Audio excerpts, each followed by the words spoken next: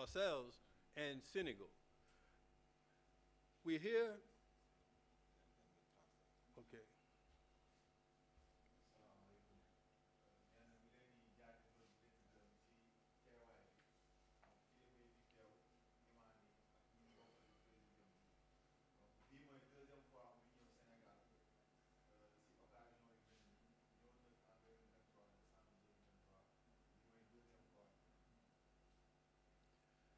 Islam in America is new.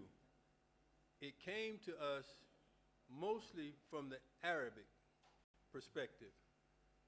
It did not mention, for one, they wanted to keep Islam away from those Africans and their descendants that came from Africa.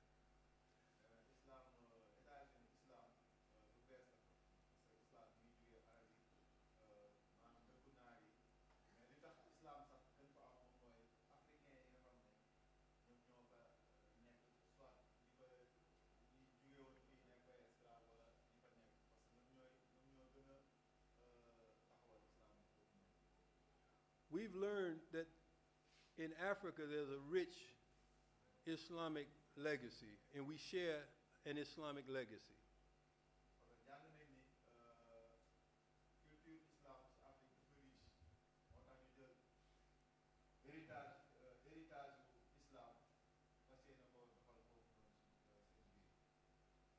Very important men who came, unfortunately, as Africans and enslaved. There were men like Omar Ibn Saïd and others who represent our common ancestors and our shared Islamic legacy.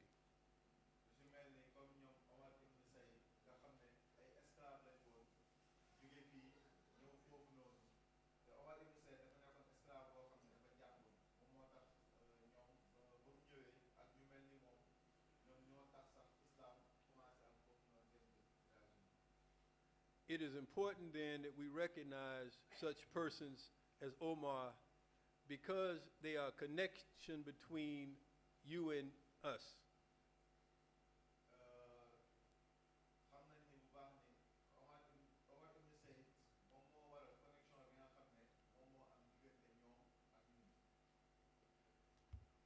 And we want more of the legacy of Omar known to more people, and the connection that we, even now today, should develop among ourselves.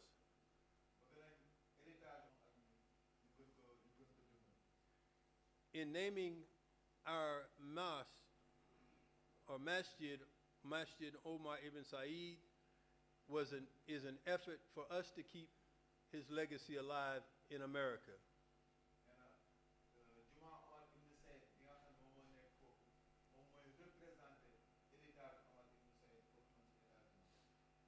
The intelligentsia, historians,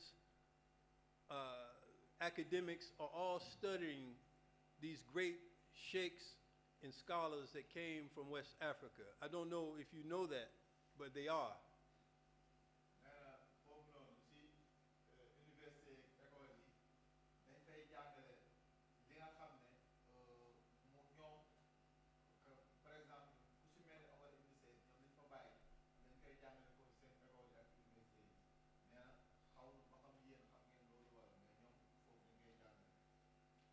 So we want to build a relationship that we can possibly have an interest to share in your religious experience and you share in ours.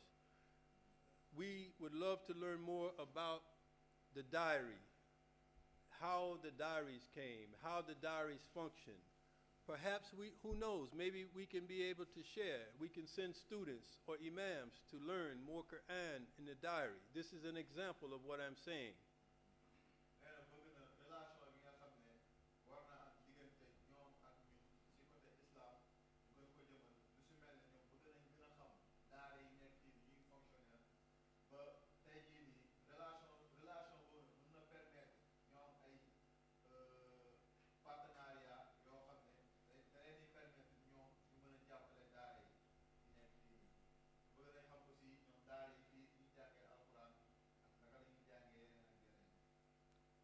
I'm going to stop. Alhamdulillahi Rabbil Alameen.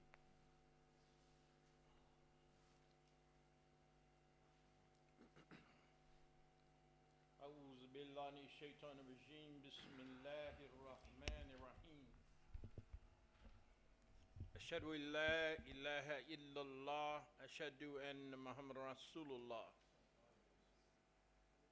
I greet my brothers and sisters with the greetings of all the prophets from Adam to Muhammad with the greetings of Assalamu alaikum. It's indeed an honor to be here today to represent Omar Ibn Saïd. I'm grateful. This is my second time coming, and indeed we want to make connection. One of our famous professors at Duke University said, when we hear the call to Islam, it's because we have an Islamic genetic memory.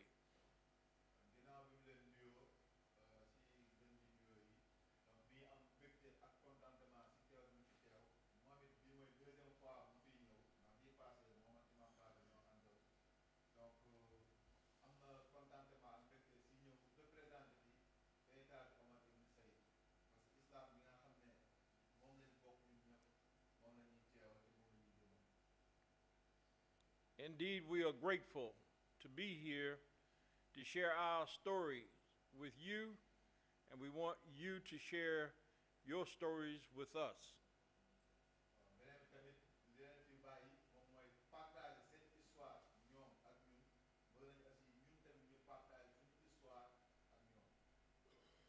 It's been a challenge and struggle for us in America because the slave master knew if we get Islam, we have freedom.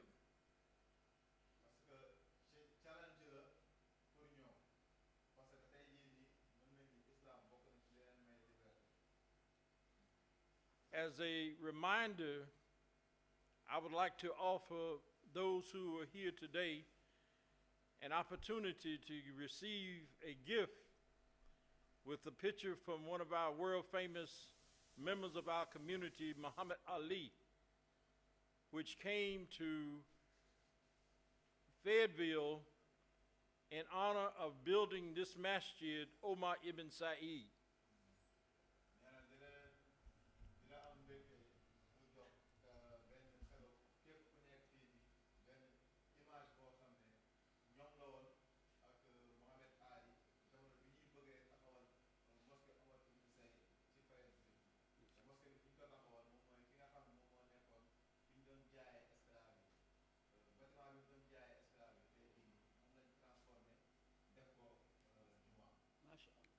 I will give each person here one of these, and we have more back at our hotel. But I also wanted to share one of our legacies as a Muslim newspaper that showed with Muhammad Ali has a historical site in Louisville, Kentucky. And he just honored Shaquille O'Neal as a Humanitarian of the Year award.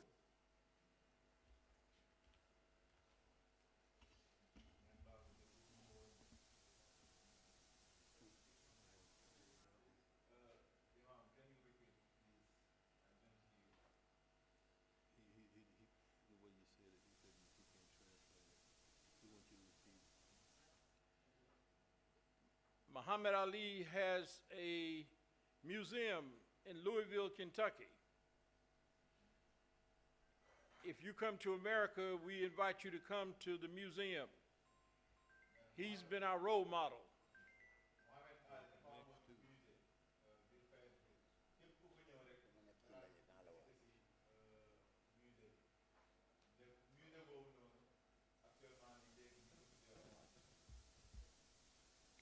We're doing more research on the legacy of Omar Ibn Saïd. This one is entitled A Muslim American Slave, The Life of Omar Ibn Saïd.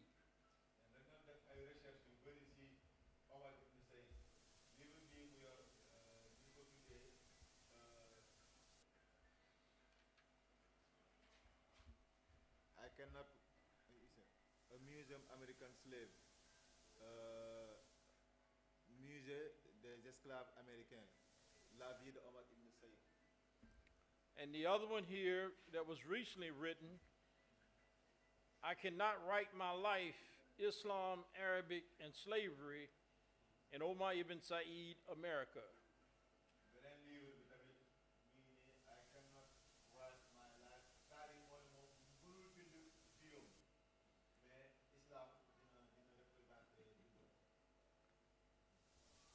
He had a wonderful,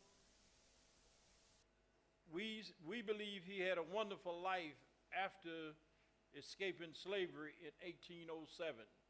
ñoom am nañ gëm-gëm ni amoon na laaj dund bu baax ginnaaw bi ko capturé nekk esclave, parce que li nga xam ne moo doon dund ci esclavage lépp l'islam la. Our goal is to reconnect Omar with Senegal, Futa Torah, and North Carolina. nee na bëgg nañ def connexion entre Omar Ibn Saïd fu mu jugee muy Fuuta ak Caroline du Nord, ñoom fi nga xam ne foofu lañ dëkk ak foofu la nekkoon esclave. And one last publication, Muslims in America, 7 Centuries of History from 1312 to 1998. 1998, Muslim slaves in America. bii tamit beneen livre la boo xam ne day wax ci esclavage ak musulman yi aux États-Unis. Alhamdulillah.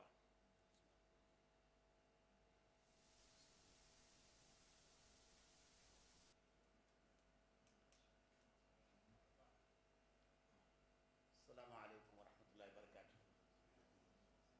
Ñu ngi nuyu ñi fi teew ñëpp di jiital nuyoo bi ci suñu maire Parcelles Assainies. ñu koy nuyu di nuyu mboolem conseil yi nga xam ne ñoom la bokkal liggéey bi. di nuyu suñu gan yu tedd yi jógee Amérique, rawatina imam bi nga xam ne moo jiitee jàkk ji nga xam ne moom la Omar Ibn Saïd moom lañ ko duppee. di leen dalal jàmm fii ci Sénégal, di ñaan yàlla jataay bi jur yeneen jataay yu ko gën a yaatu ba li ñu yéene te mooy fii ak mois de décembre ñu defar fi benn jataay bu mag a mag bu jëm ci thème bi ba buñ ci àggee ñu defee ko niñ ko séentoowee mu amee noonu.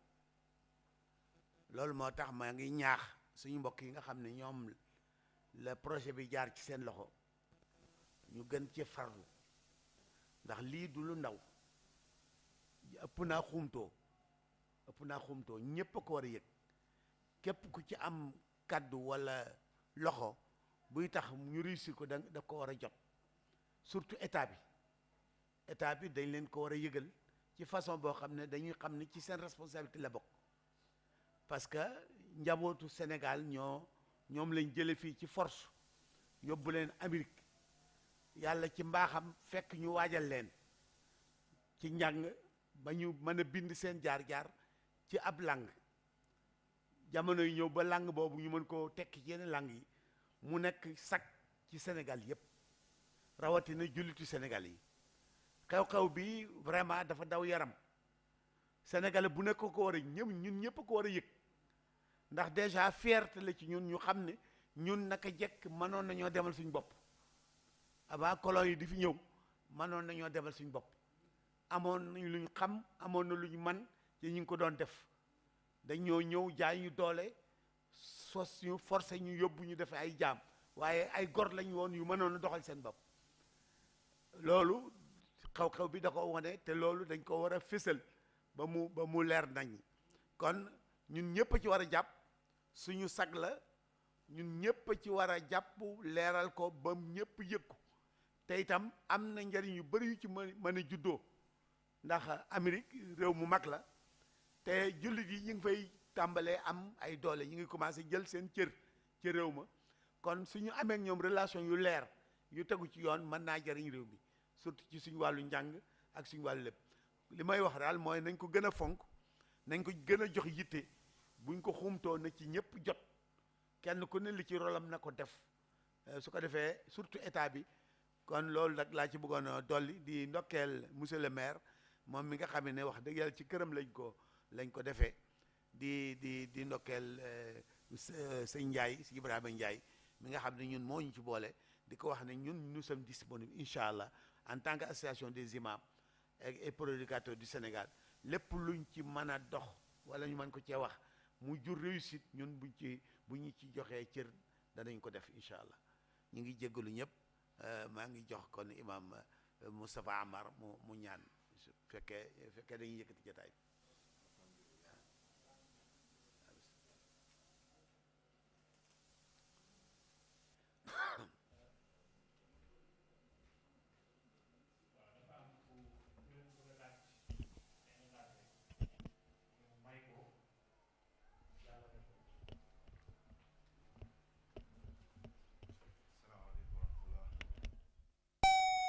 والسلام على أشرف المرسلين سيدنا محمد وعلى وسلم أما بعد فالسلام عليكم ورحمة الله.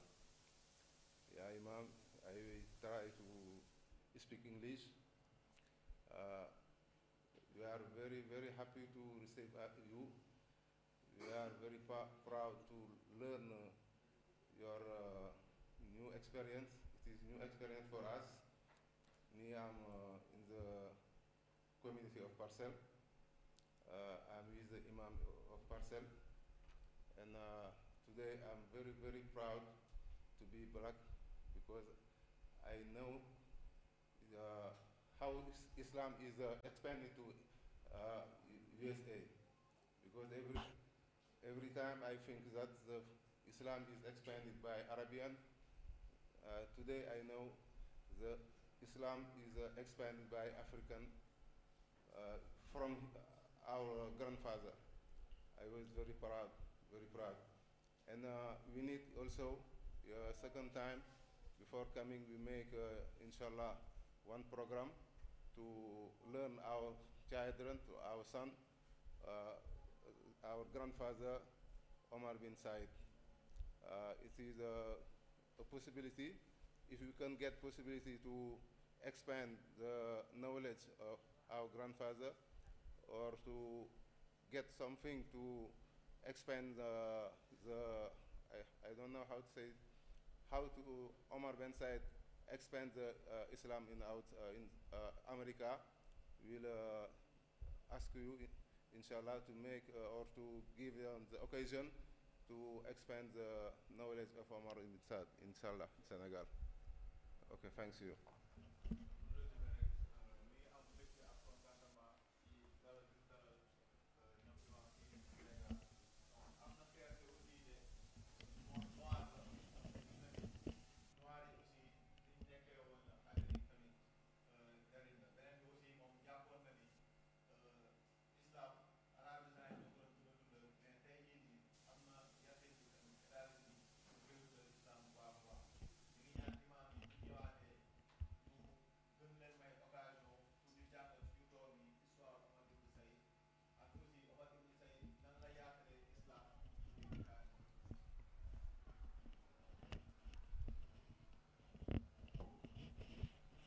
waaw xam naa dañuy jox rek imam Ismaïla Ndiaye moom ci collectif des imams ci ligue des imams et les prédicateurs du Sénégal ci la bokk mu tënk li nga xam ne moom la fadilatul imam Ahmed Dame Ndiaye wax ci wolof mu tënkal ko sunu gan ñi ci anglais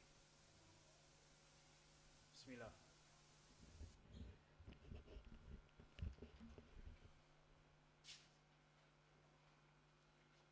asalaamaaleykum wa rahmatullah ñi ngi nuyu ñëpp monsieur le maire kon comme ni mu ko waxee some words we will dedicate it to our guests about the speech of the president of our organization, Mr. Imam Dame Ndiaye. With the permission of the Honorable Mayor, Mr. Jamil Sanya, we thank him for his welcome for us here. It is our pleasure, I can tell that, our real pleasure to welcome you in Senegal. Before your arrival here, we received Mr. Ibrahim, your mandatory. He will explain to us the purpose of your visit. And this purpose is a very noble purpose, is to celebrate the memory of Omar Ibn Saïd. Omar Ibn Saïd, we can consider him about our grandfather of all, because it is from Senegal, and we are his grandson here. We are feeling so proud to welcome you.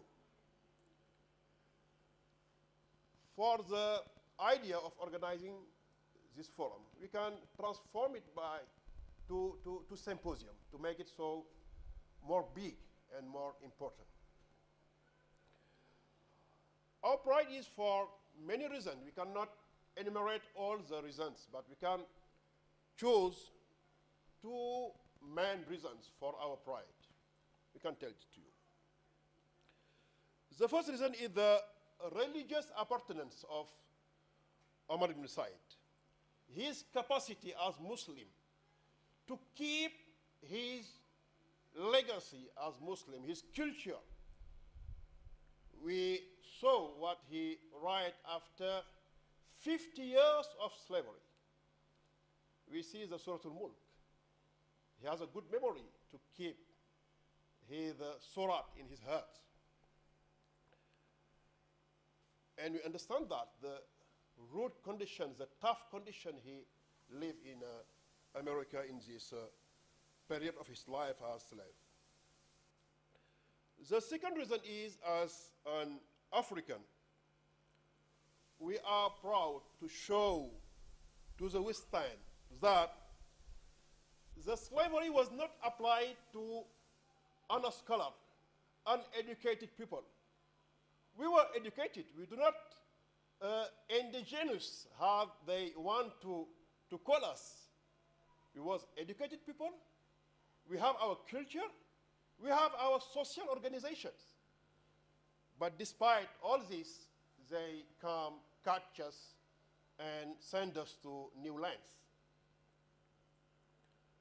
For concluding my speech, I would like to show, maybe with the authorization of Honorable Mayor, the willingness of my country, Senegal, to receive the organization of this forum.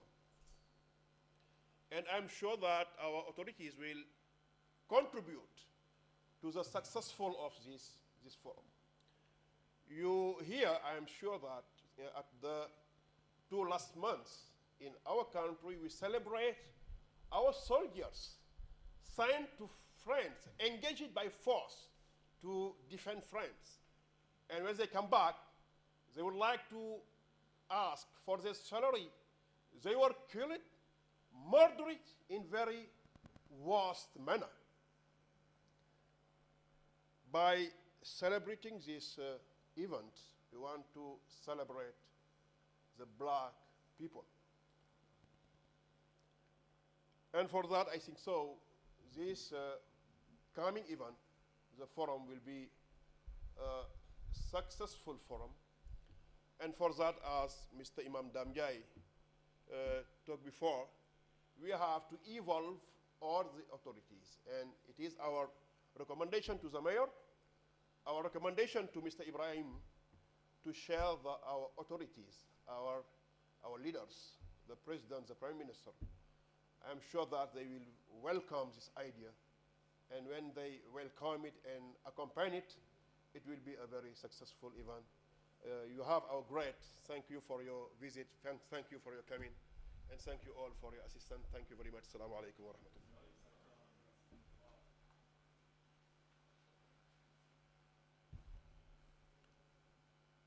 Barakallah fadilatul imam, inshallah leer na yóbbante yi ñu indi nag kapka bi nga xam ne moo initié programme bi initié sommet Omar Ibn Saïd 2025 te ki nekk ci CIO bi di Serigne Ibra Fall moo ko yóbbante ci autorité sénégalaise yi ndax bi ñuy tàmbali lii yàllaa ngi dogal ñi fi nekk comme kilifa ci réew mi bind nañ leen ñu ciy jaajëfal sunu maire Aboubacar Jamil Sané ndax boole nañu ak conseiller personnel bu président de la République chargé affaires religieuses di Cheikh Tahir Fall moom jot na rencontré imam yi seen hôtel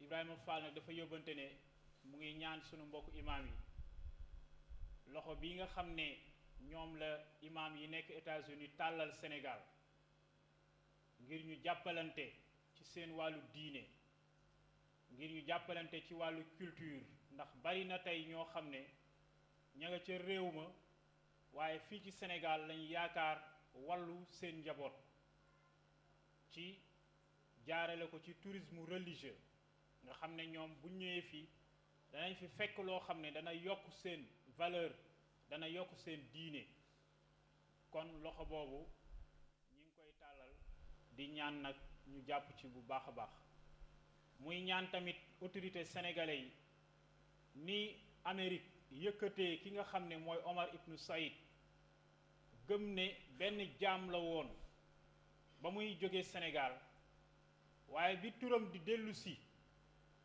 ci fii ci Sénégal yëkkatiku la àndal lan moo ko waral xam-xam alquran bi nga xam ne moo nekkoon ci dënnam kon loolu jaadu na tey kilifa yi nekk ci Sénégal ñu yëkkati ko ndax njàmbaar googu nga xam ne def na ko te li ko may fii la ko jëlee ci Sénégal ñu xam ne am na ay jullit yu nekk ci réewum Amérique te seen xol mi ngi fii ci Sénégal looloo tax nag lii nga xam ne dañ ko yëkkati muy sommet bi ñu war a def ci 2025 téere boobu nga xam ne Omar Ibn Saïd bind na ko ci loxol boppam te tey mu nekk fële ca Lebron Congrès International Congrès bi nekk États-Unis dañuy ñaan autorité sénégalaise yi jàppale ñu ba loolu tey ñu mën koo indi Sénégal sénégalais yi gis ko xam ne seen doom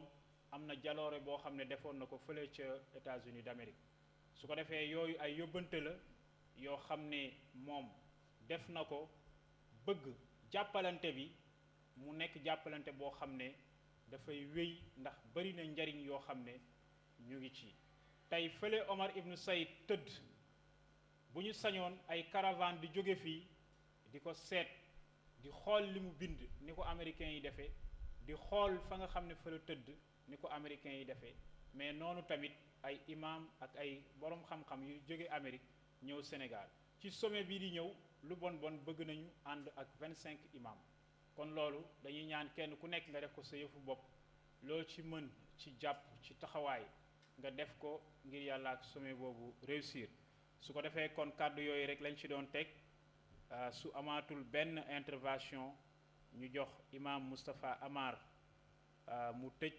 def ñaan mbir mi nag dafay continuer du ñàkk ñu am ay plateau télévision su boobaa rek ñu seetaan leen xam ne ñoom ñi sunuy gan lañu salaamaaleykum wa rahmatullah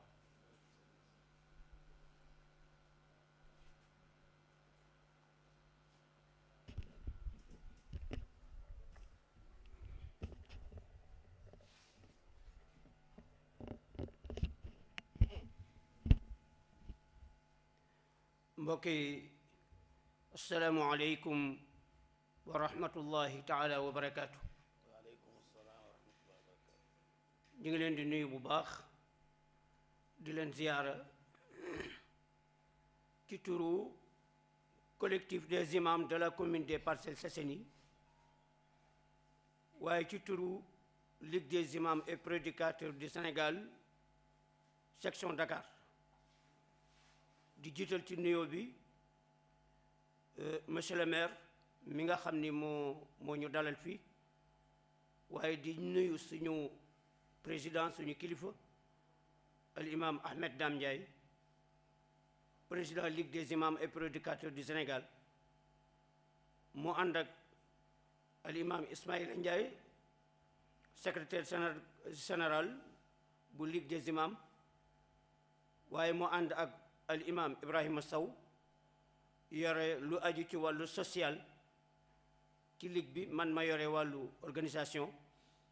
ñii ñoo ñëw fekke ci jotaay bu am solo bii nga xam ni moom la ñu organiser fii tey waaye di dalal sunu gan yi nga xam ni ay aima la ñu yu jóge Amérique di am mbégte ci mission bi nga xamante ni moom la ñuy dox. benn kilifa di borom xam-xam di jullit cosaanoo woon fii ci réew mi ñu jële ko fi yóbbu ko Amérique ci ni ñu ko fi jëlee lu toll ci siècle ak genn wala ñaari siècle ñu dellu siwaat di xeñtu jëmm joojule di xeñtu fi mu jóge woon di xeñtu ay mbokkam vraiment loolu lu daw yaram la comme ni ko imam waxe kon ñu ngi leen di wax dal leen jàmm di am mbégte bu baax ci li nga xamante ni moom lañ ñu andil waaye di am mbégte itam ci yittewoo guñ yittewoo histoire Omar Ibn Saïd ca Amérique ba gëstu ko dem ci école yi di ko fa jàngale wuññi ko waat dellusiwaat Afrique pour ñu xam seen doom jooju mooy kan. loolu liggéey bu rëy la ci l'islam ñu ngi ànd ak ñoom ci liggéey boobule. leneen li ci des rek damay confirmer li nga xam ne moom la monsieur le maire wax ca imam daam wax ko mbir mi nekkul lu tuuti dañ ko war a waajal gi nag dañ ciy boole ñëpp.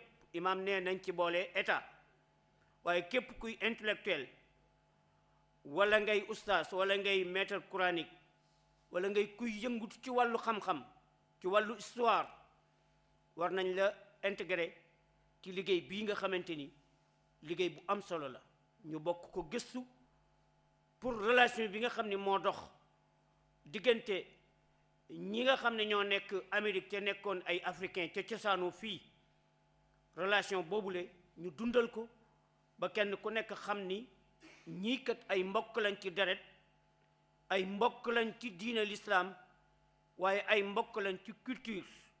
loolu dafay nekk loo xamante ni lu ama am solo la kon pare nañu comme ni ko imam waxe bu jaree ñu former ay commission woo association islamique yi woo intellectuels yi ñu bokk ko waajalaat ba beneen yoon bu ñu ko organiser ñëpp daañu xam ni population Sénégal yëpp mbir mi ñor na leen génn nañu ànd ko ak ñin ko war a àndal. loolu daal moom laa doon confirmer di dalalaat suñu gan ñi di leen wax dal leen jàmm ahlan wa sahlan wa marhaban bikum. kon ñun ñëpp ñu bokk ñaan yàlla yombal liggéey bi. a'udhu billahi minash shaitani rajim. bismillahi rahmani rahim. alhamdulillahi rabbil alamin. arrahmani rahim maliki yawmiddin. إياك نعبد وإياك نستعين اهدنا الصراط المستقيم صراط الذين أنعمت عليهم غير المغضوب عليهم ولا الضالين اللهم صل على سيدنا محمد الفاتح لما أغلق والخاتم لما سبق ناصر الحق بالحق والهادي إلى صراطك المستقيم وعلى آله حق قدره ومقداره العظيم ربنا آتنا في الدنيا حسنة وفي الآخرة حسنة وقنا عذاب النار ربنا لا تزغ قلوبنا بعد إذ هديتنا وهب لنا من لدنك رحمة إنك أنت الوهاب ربنا لا تؤاخذنا إن نسينا أو أخطأنا ربنا ولا تحمل علينا إسرا كما حملته على الذين من قبلنا ربنا ولا تحملنا ما لا طاقة لنا به واعف عنا واغفر لنا وارحمنا أنت مولانا فانصرنا على القوم الكافرين بحرمة اللهم يا مسهل الشديد وملين الحديد لين لنا وسهل لنا بفضلك وجودك وكرمك ما في أيدي العبيد اللهم نستكفي كل شر بحق حقيقة لا إله إلا الله وبحرمة اللهم صل على سيدنا محمد الفاتح لما أغلق والخاتم لما سبق ناصر الحق بالحق والهادي إلى صراطك المستقيم وعلى آله حق قدره ومقداره العظيم إن الله وملائكته يصلون على النبي يا أيها الذين آمنوا صلوا عليه وسلموا تسليما صلى الله تعالى عليه وعلى آله وصحبه وسلم تسليما سبحان ربك رب العزة عما يصفون والسلام على المرسلين والحمد لله رب العالمين. فاتحة.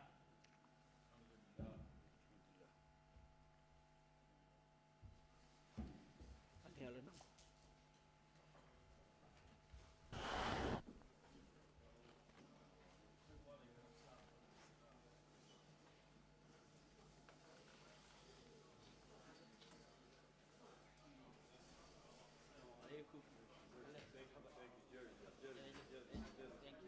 Jerry.